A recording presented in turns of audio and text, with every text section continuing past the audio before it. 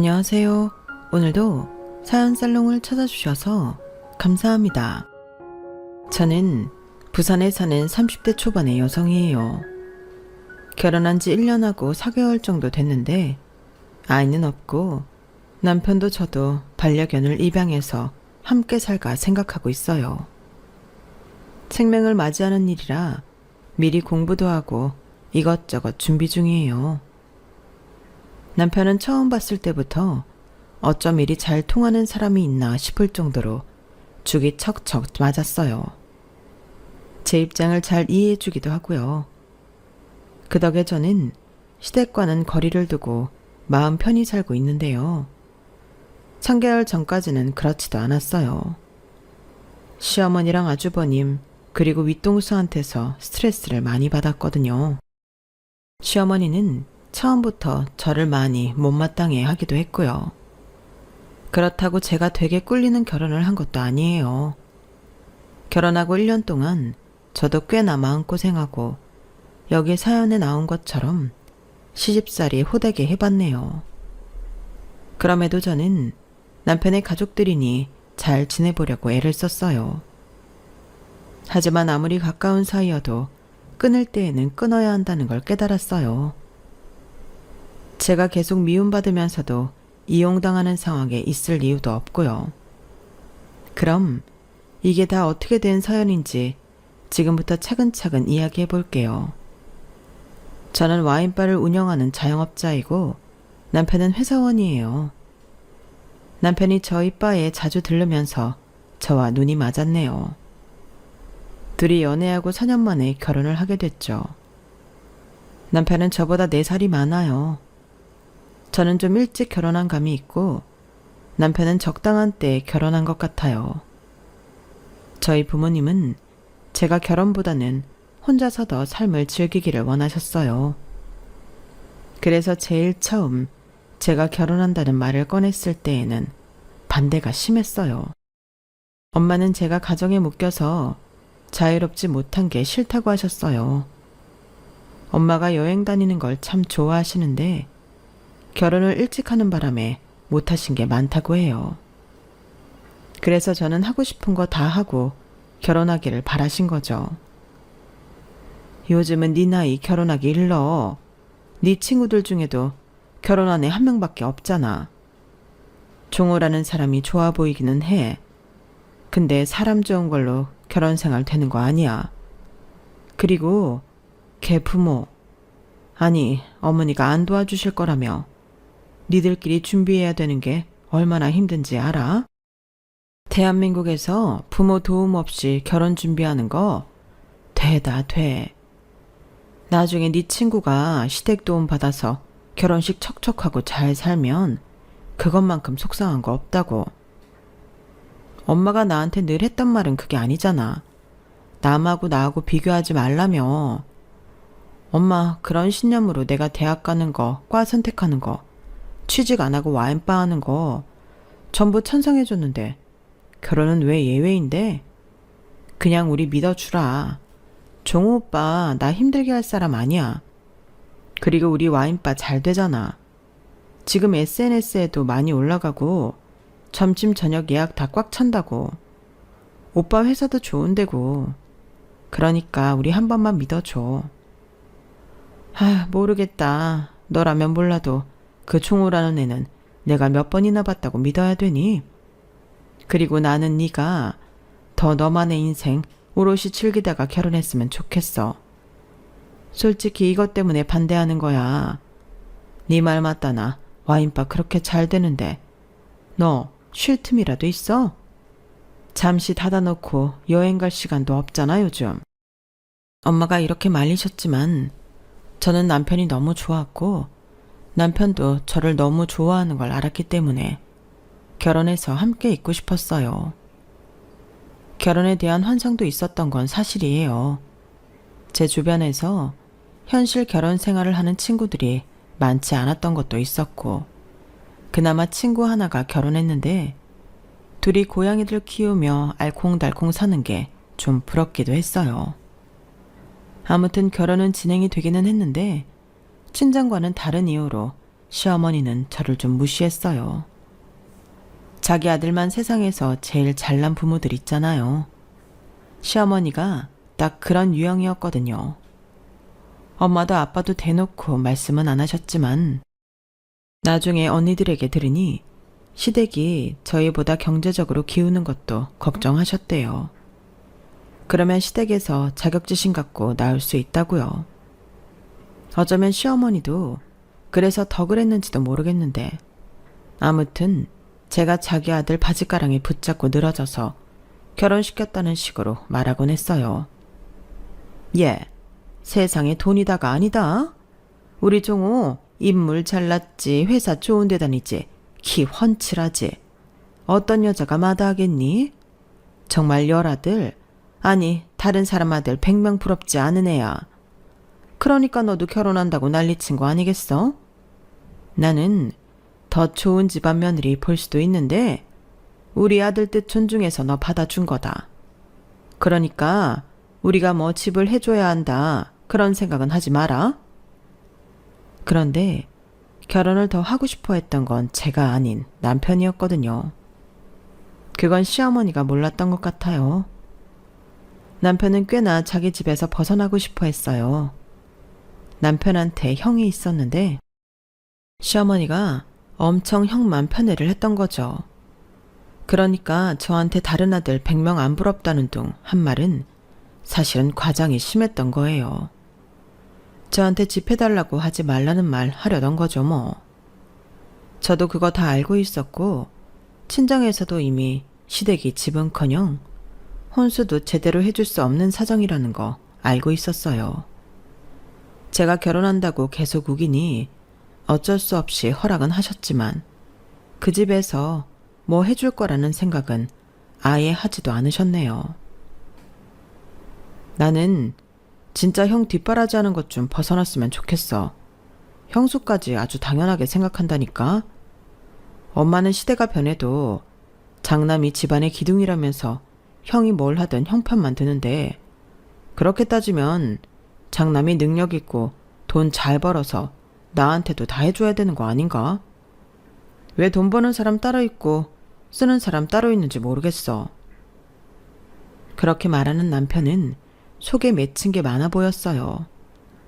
보니까 자기 형이 돈 가지고 사고 쳐서 막아준 게 한두 번이 아니더라고요. 남편이 흥분해서 말한 것 중에는 이런 것도 있었어요. 형이 치킨집 한 적 있거든. 치킨집 솔직히 너도 나도 다 하려고 하는 거라고. 내가 말렸는데 자기는 다르다나?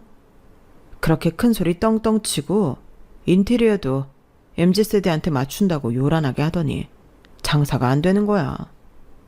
그러니 대출금도 못 갚고 그래서 나한테 사정을 하더라고. 엄마도 형 한 번만 도와주라고. 너는 회사 다니니까 안정적이지 않냐면서 말이지. 나도 형이 신용불량자 되는 건 막고 싶어서 빌려주기는 했는데 그 뒤로 너무 나 몰라라 하고 고마워하지도 않으니까 열받는 거야. 아니, 돈 갚을 마음이 없으면 최소한 미안하다는 말이라도 해야 되는 거 아니야? 이건 적반하장이야 진짜. 나한테 이것저것 소소하게 뜯어내는 것도 짜증나 죽겠어. 어쩐지 남편은 자기 형 이야기를 거의 안 했어요. 그냥 집안 식구 이야기 자체를 안 하고 싶어 하는 것 같더라고요. 정말 충분히 이해가 가죠. 저런 가족이면 저는 상종도 안 하고 살 것 같거든요. 제가 완전 벙찐 일도 있었는데요. 그건 아주버님이 남편 이름으로 보험을 들어놓고 수령이는 자기 앞 이렇게 한 다음에 자기가 보험 몇 번 냈는데 더 이상은 내기 어렵다며 남편 보고 내라고 했다는 거였어요. 남편은 자기도 모르는 새 자기 신분증이며 도용당했던 거고요. 그때 남편이 보험 해약하고 이것저것 뒤처리하는 거 보고 정말 뭐 저런 형이 다 있나 싶었는데요. 시어머니도 남편도 형수도 그런 걸 당연하게 생각하더군요. 그러니 결혼을 했어도 제가 아주버님이나 형님한테 감정이 좋을 리 없었어요. 결혼 전부터 그딴 짓 하는 걸 봤으니까요. 저희 결혼할 때 친정 아빠가 남편을 설득해서 저희한테 신혼집을 마련해 주셨어요. 안 받겠다고 하는 남편한테 살면서 저한테 더 잘하면 된다고, 그것밖에 바라는 것 없다고 끝까지 밀고 나가셨고, 남편은 결국 아빠 뜻을 받아들였는데요. 그 신혼집이 시댁하고는 꽤 거리가 있는 곳이고 솔직히 좀 번화한 지역이었어요. 그러니 저희는 이제 시댁하고 크게 부딪히지 않고 살 수 있겠다 했는데, 아주버님이나 시어머니나 남편한테 손 벌리는 버릇은 여전하더라고요. 남편도 이게 그동안 해주던 관성이 있어서인지 갑자기 끊어내지 못했고요. 저도 눈앞에서 보니 자기 죽게 생겼다고 너무너무 아쉬운 소리를 하는데 안 주기도 참 뭐하겠다 싶었어요. 아무튼 아주버님은 이런 핑계 저런 핑계 다 대가며 남편한테 돈을 빌려가고 그 돈을 줄 생각을 안 하더군요. 시어머니는 아주버님 편만 들었고요. 그것도 전보다는 훨씬 줄어든 거라고 하더군요. 내가 엄마랑 형한테 집안 경제권 너한테 있다고 했거든. 그래서 좀 눈치를 보는 거야. 아니면 아마 더 했을 거야. 너 이런 거 보게 해서 정말 미안하고 창피하다. 결혼할 때 시어머니랑 아주버님은 분명히 저희 친정 부모님한테 아파트 해주셔서 감사하다며 둘이 잘 살게 자기네는 간섭 안 하겠다고 했어요. 아주버님은 자기가 아버지 노릇한다며 지켜준다고 했고요. 그러니 친정에서도 그래도 염치는 있나 보다 하며 제 결혼을 허락해 주신 것도 있거든요. 근데 이게 무슨 아버지 노릇인지요.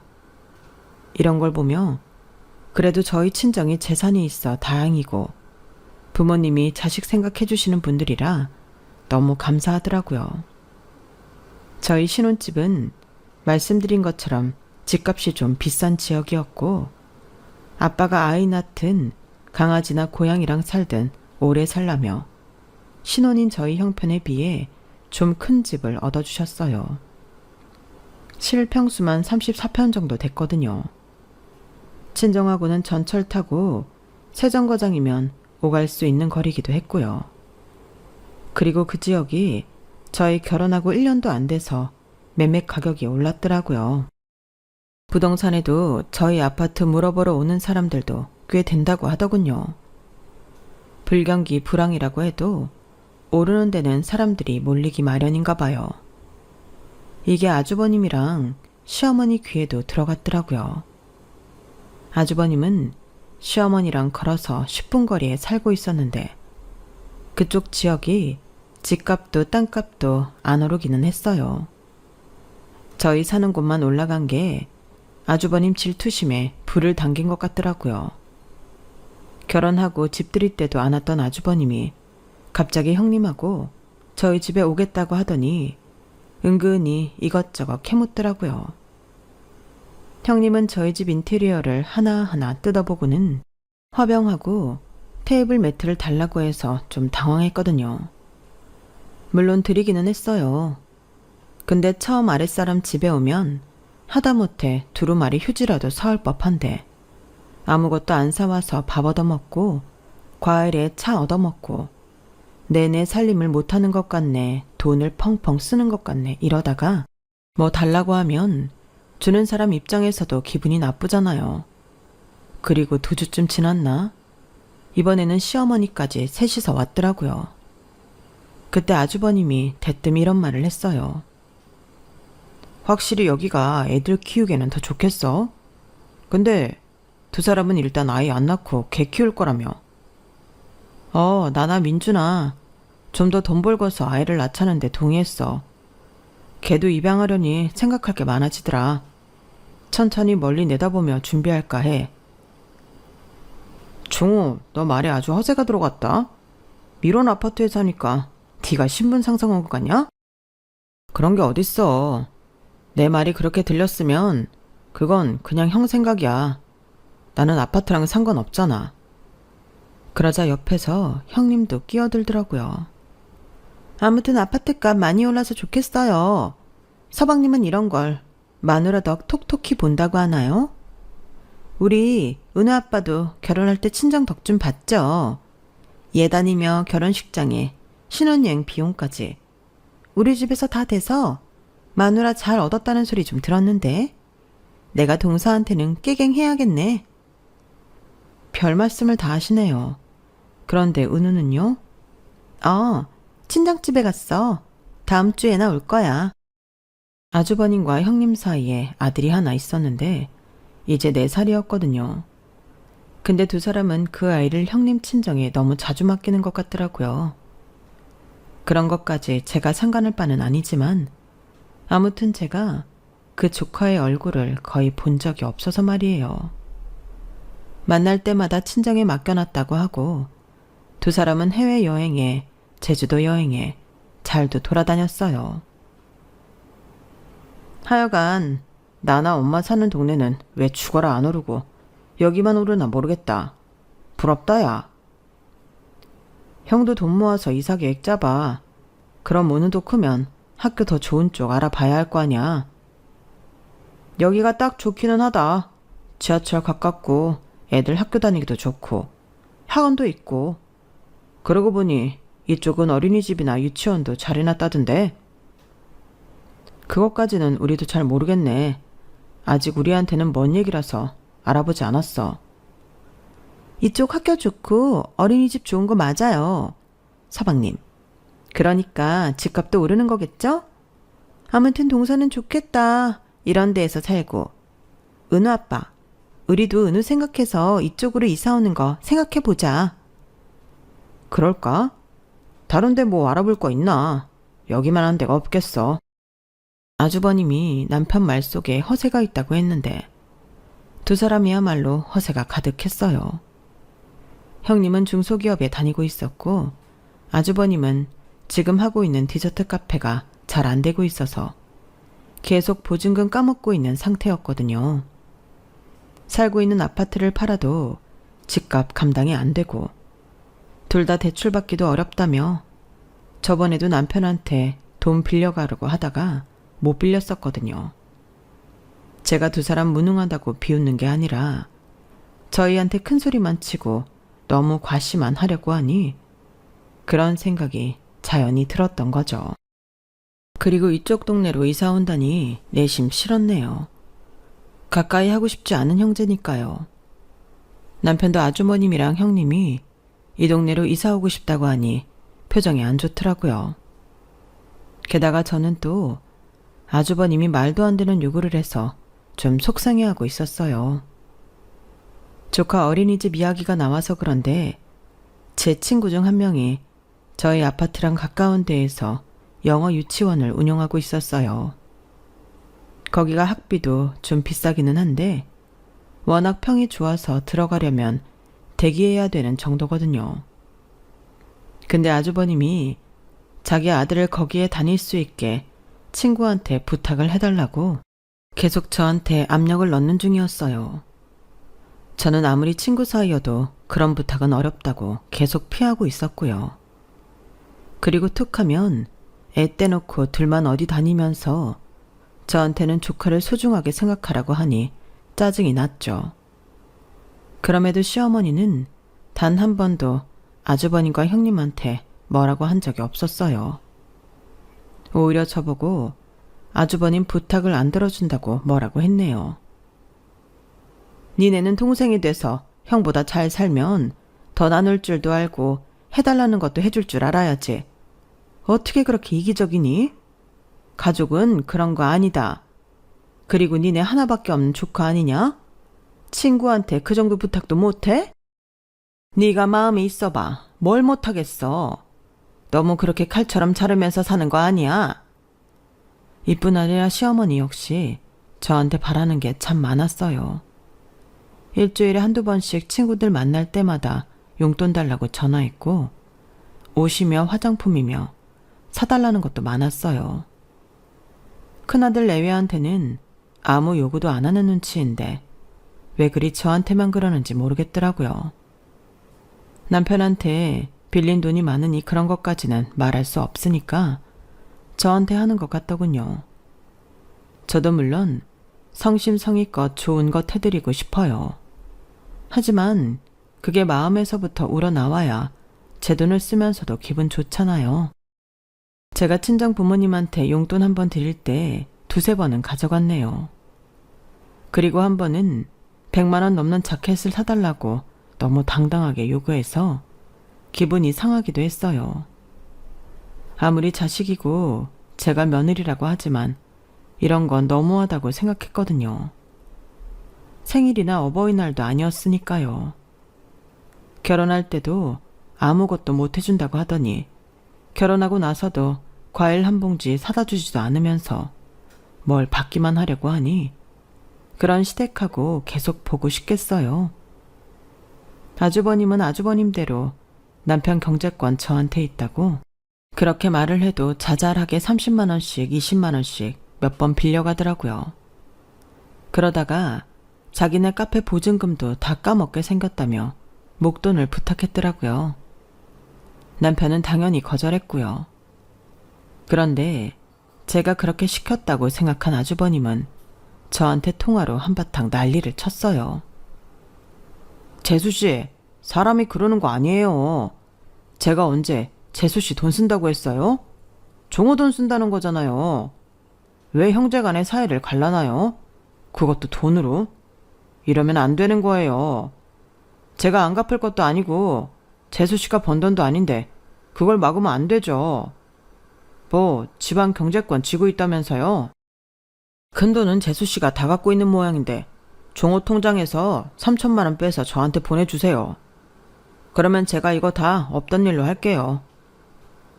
아니, 이거는 협박도 아니고 뭐 이런 사람이 다 있나 싶었어요. 아무리 집안에서 저보다 윗사람이고 남편의 형이라고는 해도 그렇죠. 좋게 말하고 부탁하고 미안하다고 해야 되는 거 아닌가요? 저는 너무 화가 났지만 그래도 최대한 예의를 지키려고 애를 쓰며 말했어요. 아주버님, 저는 오빠한테 아무 말 한 거 없어요. 오빠가 그냥 돈 빌려달라는 거 거절한 것 같은데요. 그런 돈을 제가 오빠한테 말없이 보낼 수 없고요. 저도 한 말씀 드리자면 오빠가 아주버님 ATM기 아니잖아요. 이러지 마시고 금융기관에 가서 돈을 빌리세요. 오빠한테 지금 3천만 원 있지도 않고요. 저도 어떻게 할 수가 없네요. 아주버님이 다른 데 알아보세요. 저는 딱 선을 긋고 안 된다고 했어요. 하지만 아주버님은 그렇게 만만한 사람이 아니었어요. 그런 데에서 돈 빌리려면 시간이 많이 걸리는데 제가 시간이 없어서 그래요. 정말 이럴 거예요? 나를 무슨 돈이나 달라는 그런 사람 취급하는 거 맞죠? 이렇게까지 말씀 안 드리려고 했는데 그런 거 맞지 않나요? 오빠한테 빌려간 돈 하나도 갚은 거 없죠? 저도 다 알아요. 저 몰래 몇십만 원씩 빌려갔고 그전에도 오빠가 대출까지 받아서 빌려준 돈 하나도 안 갚은 거요. 차용증을 써도 아무 소용 없잖아요. 저를 욕하셔도 어쩔 수 없어요. 저희도 땅 파서 돈 나오는 거 아니고요. 저희 이 집에서 아들 노릇 며느리 노릇 충분히 하고 있다고 생각해요. 그러니 너무 무리한 요구는 하지 마셨으면 좋겠어요. 그러자 아주버님은 저보고 기막히고 황당하다며 어떻게 이럴 수 있냐고 막 화를 냈어요. 그래도 저는 꼼짝하지 않았어요. 속으로 좀 무섭기는 했죠. 성인 남자가 막 소리 지르는데 아무렇지도 않을 리가 있겠어요. 그래도 저는 안 된다고 끝까지 좋게 말했네요. 결국 아주버님은 시어머니 도움으로 어떻게 돈을 융통했다고 하더라고요. 하지만 그 후 시댁 식구들이 저희를 대하는 태도가 아주 냉랭해졌어요. 저한테는 있는 것들이 더하다며 저러고 사니 돈을 모은다고 피도 눈물도 없는 사람 취급을 했고 남편은 결혼하고 변심했다고 뭐라고 하더군요. 저도 기분이 나빴죠. 불과 1년도 안 된 결혼 생활하면서 제가 시어머니한테도 아주버님한테도 한 게 있는데 어쩌면 저럴 수 있는지. 기왕에 못된 사람 취급당하는 거 저도 기본만 해야겠다 싶더군요. 그래서 더는 시어머니 용돈도 많이 안 드리고 매달 드리기로 한 것만 보냈어요. 남편도 잘했다며 자기도 이 기회에 끊을 건 끊고 싶다고 했어요. 그렇게 한 달 정도 시간이 지나갔고 아주버님이나 시어머니가 저나 남편한테 돈 이야기하는 거 없이 각자 잘 사는 것 같았어요. 저는 와인바를 확장해서 2층으로 이전하기로 했기 때문에 정신이 없었어요. 인테리어 공사며 새로 조리기구 들이는 것까지 챙길 게 많았거든요. 남편은 승진을 했고 해외 출장이 전보다 잦아졌어요. 결혼 1년 기념일을 앞두고 저희는 둘 다 나름 좋은 일이 생겼다며 만족했죠. 그런데 아주버님은 그렇지 못한 것 같았어요. 시어머니 통해서 꾼 돈도 못 갚고 대출도 싹 다 바닥이 났다는 얘기를 건너 들었네요. 우리 귀에 들어가라고 일부러 흘린 게 분명했지만 저희는 별다른 반응을 하지 않았어요. 그런데 시어머니가 시아버지 제사 전날 음식을 좀 준비해서 가져오라고 하시더라고요. 음식은 당일날 만들거나 주문해도 되는데 말이죠. 전날 해놓으면 아무래도 먹을 때 금방 한 것 같지 않잖아요. 좀 의아하기는 했지만 일단 시키는 대로 음식을 준비해서 남편하고 갔어요. 아주버님 형님도 당연히 와 있더군요. 전에 저희가 돈 문제 거절하고는 거의 마주친 적이 없고 어쩌다 시댁에서 만나도 쳐다보지도 않았는데 그날은 저희한테 먼저 웃으면서 인사도 하고 아는 척을 하더라고요. 시어머니는 저보고 음식 해오느라 고생 많았다며 웬일로 손까지 잡아줬고요. 아무래도 이것도 뭔가 있겠구나 했네요. 그렇게 남편하고 저하고 서로를 쳐다보는데 시어머니가 정말 말도 안 되는 소리로 폭탄을 던졌네요. 우리 종호가 잘 사니까 그나마 잘 됐구나. 세아가 잘 얻어서 종호 편하게 잘 먹고 잘 사는 거 그거 내 입장에서는 되게 큰 거거든. 그래서 오늘 내가 너희한테 한 가지 할 얘기가 있다. 누누이 말한 거지만 다시 한번 말하자면 집안에는 장남이 기둥이고 장남이 편해야 모두가 편하다고 했지 않니? 가족은 서로 힘들 때 도와줘야 가족이고. 여기까지 얘기하자 남편이 또 돈 얘기구나 싶어서인지 먼저 말을 꺼냈어요. 네, 저희는 저희끼리 알아서 잘 사니까 도움 안 받을게요. 그러니까 나랑 민주한테 돈 얘기하지 마세요. 형이랑 형수도요. 내가 무슨 말 할지 알고 그러냐? 왜 그렇게 앞서가? 누가 돈 달래? 그런 거 아니야. 근데 이거 중요한 거라 니들이 내 말을 들어줘야겠다. 시어머니는 각을 잡고 얘기하려는지 자세까지 고쳐 앉더니 진짜 헛소리를 시작했어요. 니들 조카 우리 집 장송 느누 말이야. 이 동네 어린이집이고 유치원 앞만 봐도 우리 운을 다닐 곳으로는 부족하다는 생각이 들었다. 그래서 전에도 말했지만 세아가 친구가 한다는 그 영어 유치원 말이다. 티오가 생겼다는 연락을 받았어. 내가 거기 학비랑은 어떻게든 하려고 한다. 근데 그 유치원이 니네 집 근처잖냐? 애가 여기서부터 매일 거기 다니기가 굉장히 힘들어. 그리고 이미 그런 꼬마아이 때는 어느 지역 출신인지가 애 인생을 결정한다는구나. 여기 살면서 그 동네 영어 유치원 가봤자 은우는 서민 동네 아이 취급받는다는 거지. 그러니까 니들이 그 집을 큰 집에 내줘야겠다. 니들은 얼마든지 직구할 수 있잖아.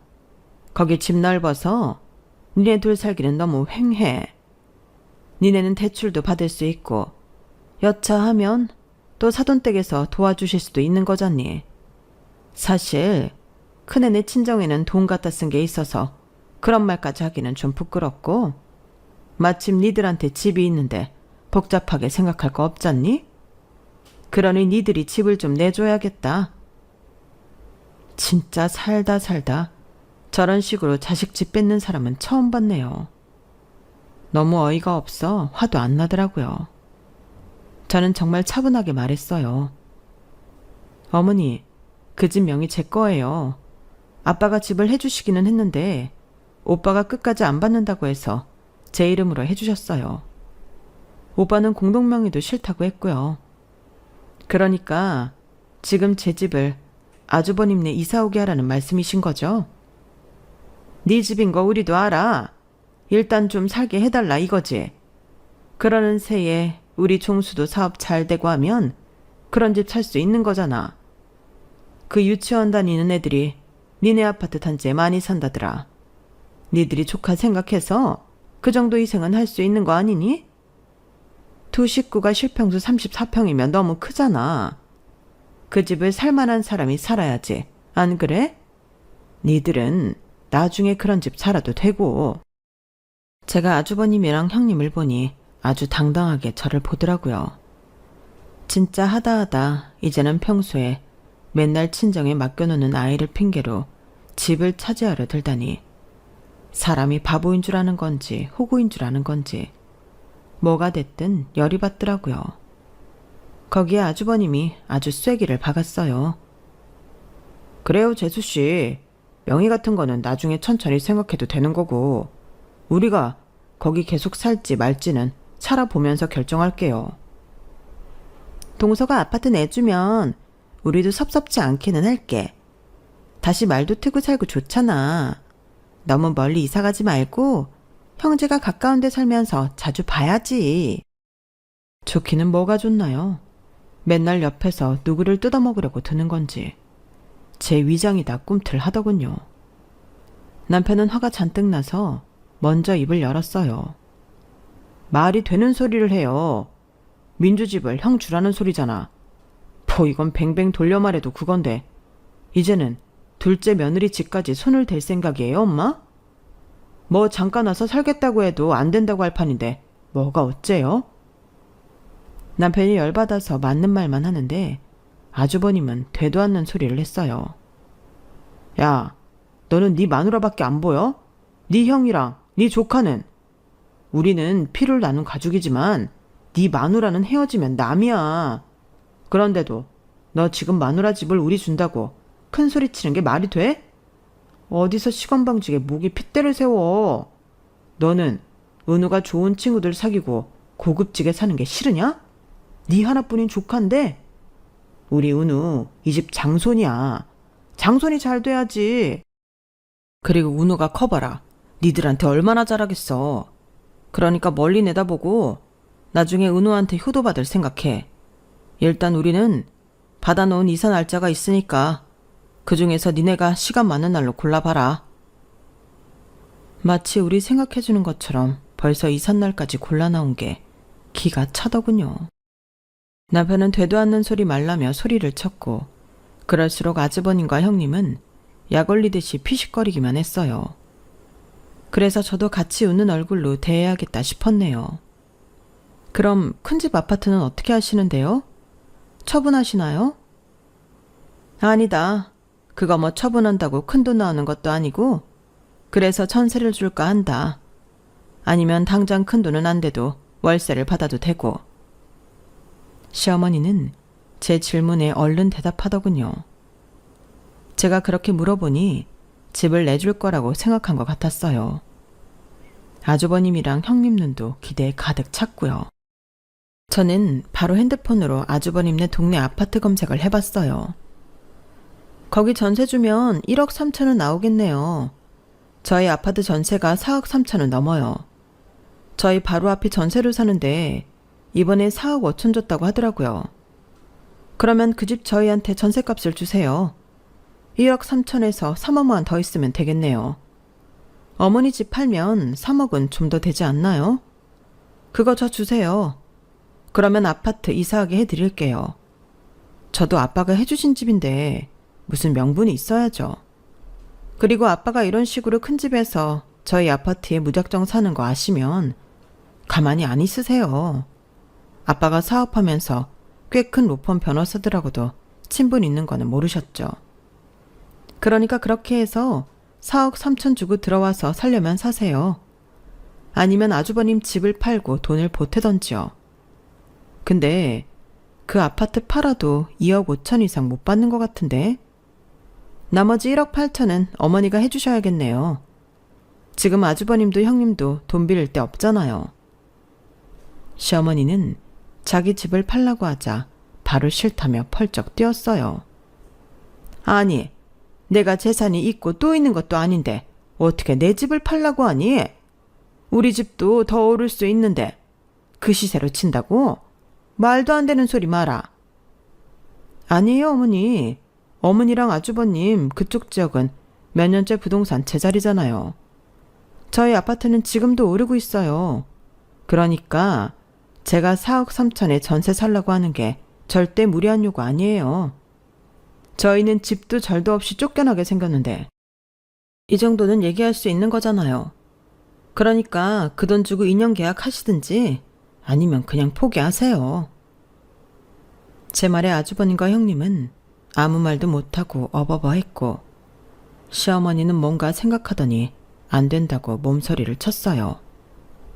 안 된다. 나는 내 집 있어야 해. 애들 아빠가 나한테 물려준 건 이게 유일한 거야. 내가 내 집에 하숙을 쳐도 내가 나가지는 못한다.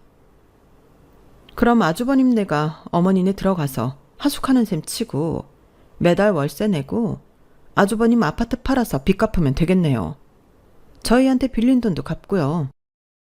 어머니는 어머니 큰아들만 중요하신가 본데 저도 저희 집에서는 귀한 딸이에요. 저희 부모님이 결혼해서 시집에 이런 취급받는 거 알면 어떻게 나오실 것 같으세요? 저희 아빠 절대 가만히 안 있어요. 그래서 저도 아무 말 안 하고 있었던 거고요. 아주버님, 그동안 저희한테 돈 갖다 쓰신 거 있죠? 종우 오빠한테 차용증 쓰고 안 갚은 것도 있고요.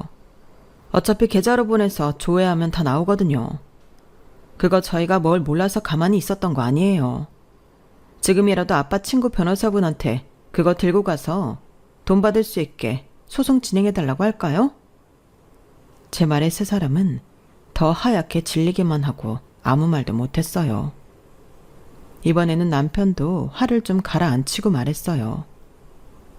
민주 말이 맞네. 형이 엄마 집에 들어가서 월세 내면서 살아. 그러면 모든 게 해결되겠네. 안 그래? 어차피 은우 맨날 형수 친정에서 챙기잖아. 은우 핑계로 우리 아파트 뺏으려는 거 누가 봐도 다 알거든. 그걸 변호사들은 모를 것 같아? 그제야 시어머니는 입을 열었어요. 안 되겠다, 종수야.